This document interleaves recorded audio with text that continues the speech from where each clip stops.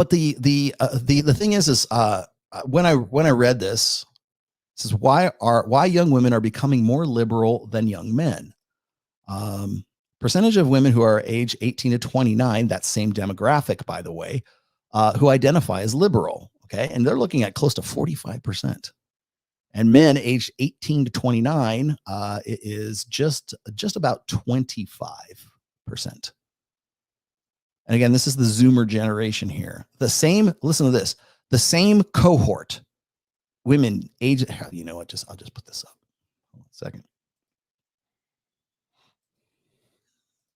There you go. This is a big shout out to Robin for doing this. It's actually a pretty good article.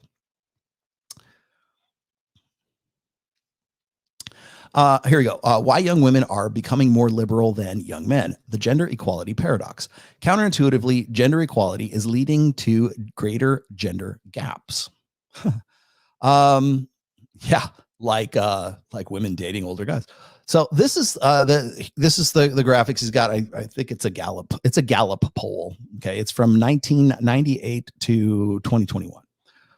I don't know how, I guess maybe they just poll women here, but young women are much more liberal than young men. Percentage of men and women between the ages of 18 and 29, the same demo, remember, who identify as liberal. Okay. Now, of course, I'm going to probably save this entire subject for a full-on show sometime, because what's interesting to me is how, and I like Rob Henderson quite a bit, but what's interesting to me is like when we're trying to explain things like this, the go-to answer is, well, men aren't measuring up. The reason why they're more liberal, the reason why is because they're going to college more. He goes through all of these reasons.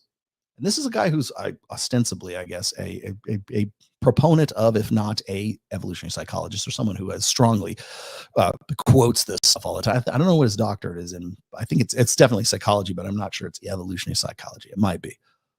But they'll quote everything but the most obvious fucking answer. So it's like, oh, well, women are more educated today. They got more money today. The gender pay gap is closing. Blah, blah, blah. That, women have become the men that they want to marry. Essentially, it's that argument, right? And they're not wrong about that. But what they're wrong about, especially in this instance, is that women have an innate proclivity for communitarianism. It's an evolved part of women's psyche to want to have it's in the round. Egalitarianism is a female way of organizing society. Well, what's more egalitarian? What's more liberal than egalitarianism? If you want to know where like we get the woke shit from, if you want to know where we get like, gender, we have a full month dedicated to gender equal or homosexual month. This is gay month, right? Month. You want to know why we're having these conversations about gender and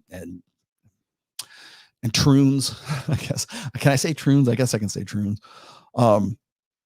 The reason we're having these conversations is because for the last almost 60 years, we've been living in what has progressively become a gynocentric social order. Even Rob Henderson quoted this too. He was saying that over the course of like in the 60s and like the early part of the 70s, women were more conservative than liberal. And then at some point during the 80s, women started to become more liberal. And then by the 90s, they're far more liberal than men, as like we see as 1998 here. And they're looking at a younger cohort, right? I mean, look at what was it, 18 to 29, right? Okay, well, what about prior to that? What about from 1985 to say like 2005? Or 1997, because that was where the other one went. Well, if you look at the statistics there, if you look at the tracking there, women were much more conservative and then became more liberal. Well, what happened? What changed? Hormonal birth control. all the stuff that came in the wake of that, the sexual revolution, strong independent women, empowering women, and all of the social change and all of the political ideology and the isms that came along with that. When you put women into political power, they tend to fend for women, the sisterhood, not what's best for their constituency, not what's best for the greater good. What's best for the sisterhood is what it is. And so what's best for the sisterhood? Egalitarianism, communitarianism, democratic socialism. Imagine us having that conversation back in like the McCarthy era. I would think we got all these ladies that are now in the Congress right now. They're all wearing white to let you know that they're part of the, freshman caucus or whatever it is. And we're going to discuss democratic socialism. Hell, here in Nevada, the state government was taken over last year, or 4 years ago. The state government was largely, almost 100% democratic socialists. That's what they call them. So that's what they say. So why is that a good idea? How are we even having this conversation? Of course, guys will say, well, we let them have it. We men need to get up and take over. Well, congratulations, you played yourself.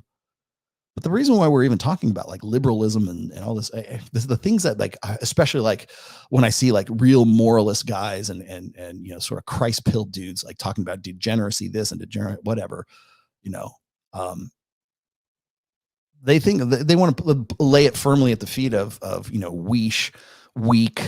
weak men. They believe in the cycle, right? In this bullshit about like, oh well, weak men create hard times create strong men, strong men create good times create weak men, blah blah blah. And it's this cycle, right? It's so much easier if it's a repeatable cycle and it's everybody's the same and it goes and there's no such thing as a fucking cycle.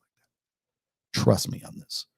It would be nice if it worked that way, but it's not. We have weak men because we have weak men.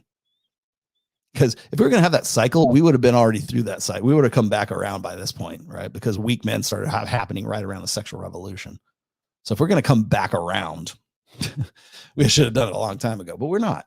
But we'll still lay that at the feet of, like, especially like Zoomer guys today, maybe some of the millennials today, and say, well, women are only as powerful as men will allow them to be.